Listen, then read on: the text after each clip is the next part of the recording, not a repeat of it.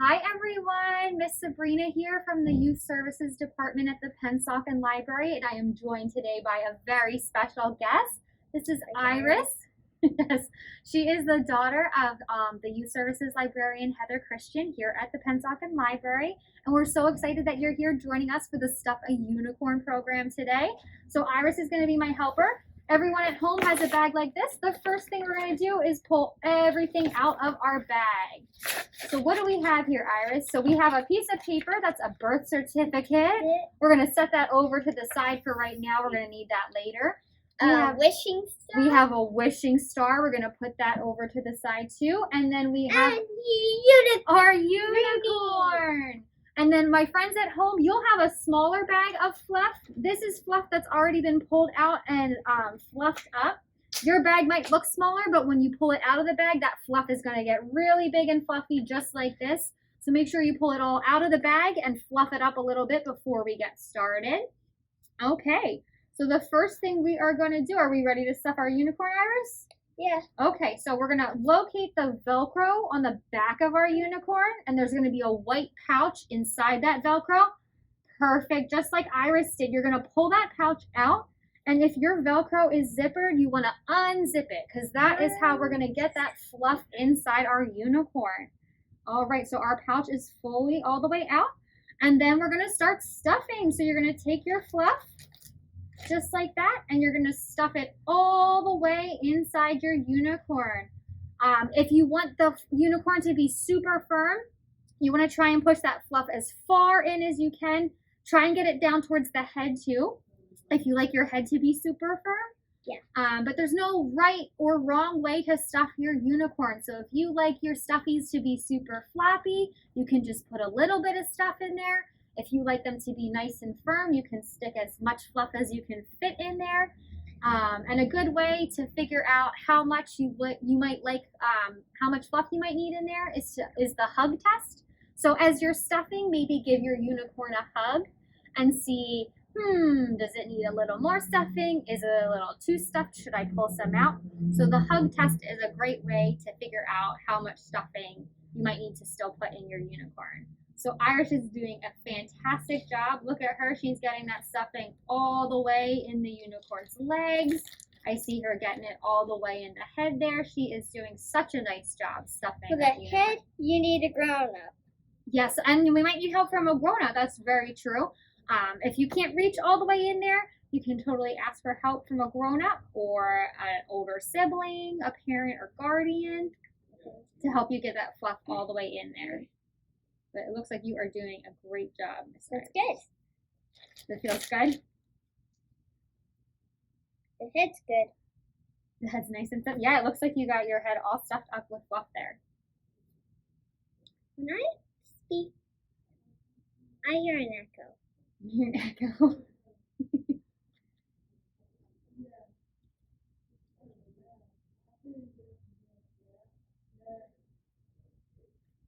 First? Or are you all done with your fluff? Yeah. Okay, so I think, do you remember what we're going to do next? So we're going to do our wishing star ceremony. Oh. So before we close up our unicorn, once you have it all fluffed and you did the hug test and made sure it's stuffed with just right amount of fluff for you, we are going to grab that wishing star and we are going to do the wishing star ceremony. So the first thing we're going to do, we're going to take that star and wave it all above our heads. That way we're going to make our star magical. We're going to count 1, 2, 3. We're going to close our eyes and think of a wish that we want to give our unicorn. So I'll give you a moment to think of your wish. And then when you have that wish, you're going to give that star a nice big kiss. You're going to rub it on your heart so that your unicorn friend has lots of love.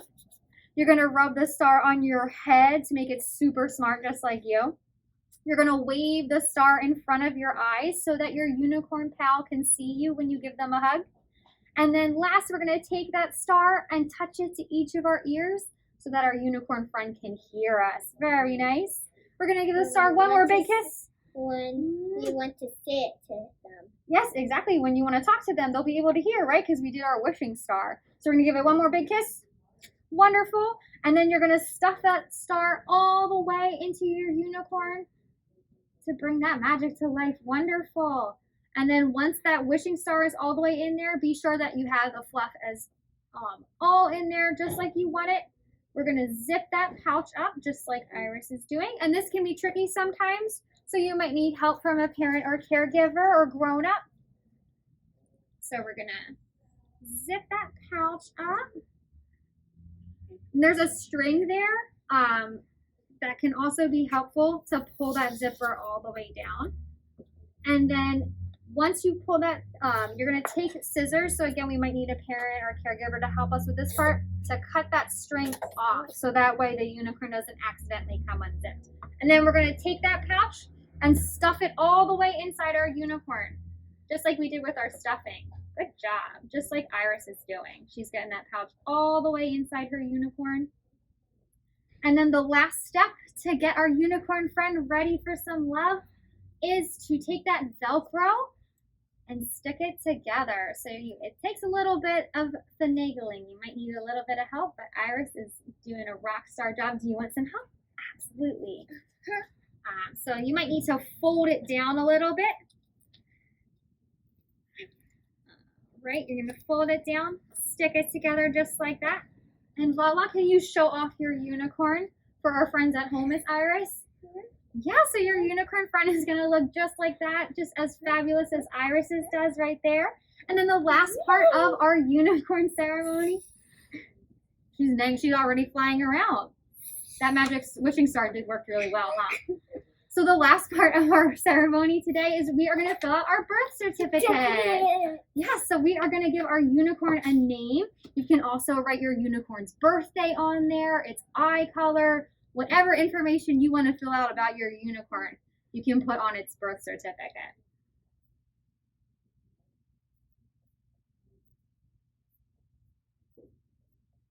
And there's also a witness spot, so you can have that filled out too. I know Iris is filling hers out. All right, what did you name your unicorn, Iris? My name. She named her unicorn Iris. That's a perfect name. All right, well, thank you so much for joining us today. We hope that you enjoyed the Stuff a Unicorn program. Please feel free to post comments of your unicorns and what you named them down below. And we'll see you again real soon. Can you say bye, Iris? Say bye to all our friends. Bye. Bye. Okay, everyone, now that we finished stuffing our magical creature, we're actually going to read a storybook that features both the dragon and the unicorn. So if you made a dragon, you'll see your dragon in this story. And if you made a unicorn, you'll see your unicorn in this story. Yeah. So they have names in this story, but you can name your creature whatever you want. Yes, that's true. Yeah, maybe you can read the story with us, with your magical creature, your unicorn and your dragon. They'd like to see themselves in the book. I think so. Yes. Okay, should we get started? Yeah. So this is called Haley Unicorn's Magic Words. So that's Haley and that's Blaze the Dragon, but you name yours whatever you'd like. Okay. It all started the day baby Haley was born. She knew she was different than the other horses because of her big, unusual horn.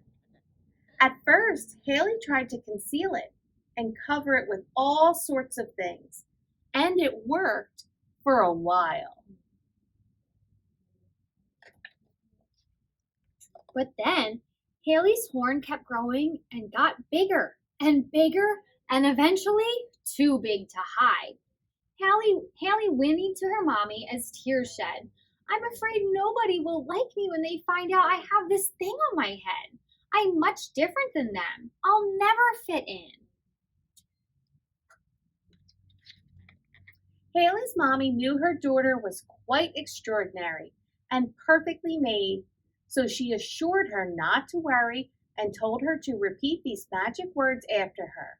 I am special, one of a kind, and born to shine. So she did.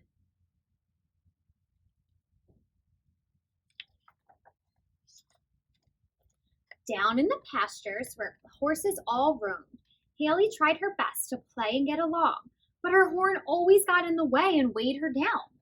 When they'd race, she'd start off in first place, but then tire and fall to last place. And during a game of hide and seek, her unruly mane would always give her away.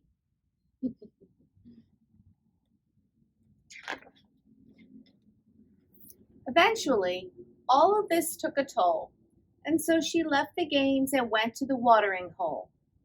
There she felt safe and could let her horn go. Meanwhile, across Meadowland in another land called Swampland, there lived a dinosaur who felt alone and spent most of his time hiding behind a stone.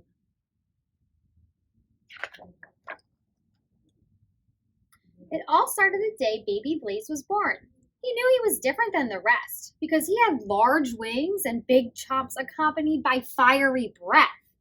At first, he put his differences aside and found ways to play and get along. But eventually, his wings and chops grew out of control, and soon all the others were afraid because he had no self-control. Look at him trying to play, but he's burning up breathing the fire. forest. Yeah. To ensure others could be safe and out of harm's way, Blaze decided it was best for him to leave Swampland. So he said goodbye and went on his way that same day. On his journey, he quickly realized he was much lonelier than before. There was no one to talk to, no one to play with, just him by himself, and now he was so far away. As Blaze kept on, he passed through Meadowland and took a rest at the watering hole. Then something caught his eye, the most beautiful rainbow in the sky. Perhaps this is a dream, he thought, a figment of my imagination?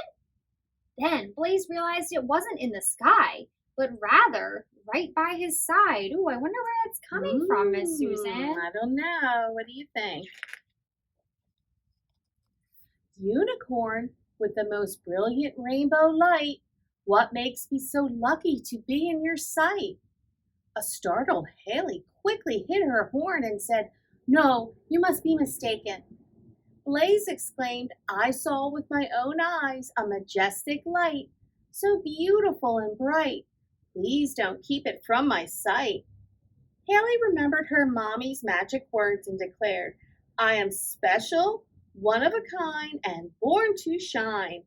And with that, she brushed her mane out of the way and uncovered her horn. Blaze was so amazed and said, "Let's be friends. I'm Blaze. What's your name?" "I'm Haley. Nice to meet you. What brings a dragon to Meadowland?" "Dragon? I'm a dinosaur."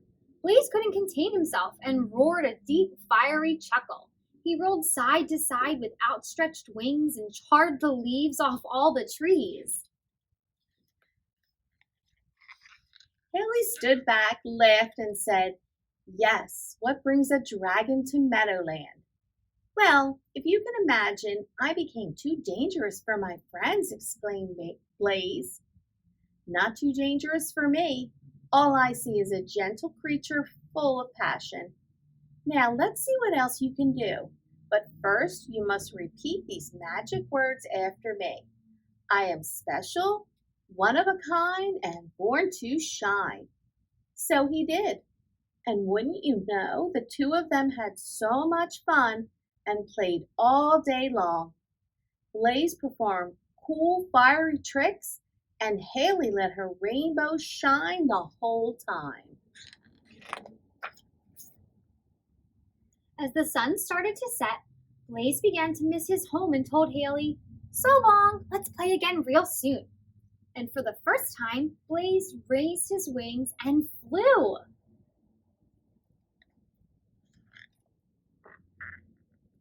It was then and there that Haley also knew what she must do and decided it was time to finally let her true colors be shown. So she headed to the pastures and let it be known.